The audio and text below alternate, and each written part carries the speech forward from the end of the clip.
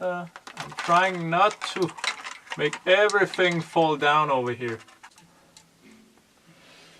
Moving on to another LARP channel that I want to put focus on this Christmas this year.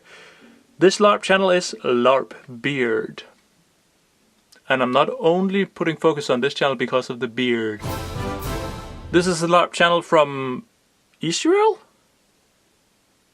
Is that true? Yeah, I think so, yeah. At least that's what it says in the channel description.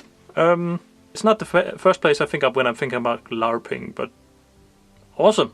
That just in itself makes it interesting for me to sort of look at or just visit. That and the beard, of course. LARPBEARD's channel is all about spreading ideas and experience from his different hobbies, which include something like LARPing and HEMA/Budo, reenactment, blacksmithing, armor making, LARP gear preparation, Nerf, guns, and so on and so on. There's a bunch of reviews and DIYs on this channel, so if you're interested in that, go check out his channel. Although I'm not entirely sure we'll make the arrows like he's doing it, but that's just me.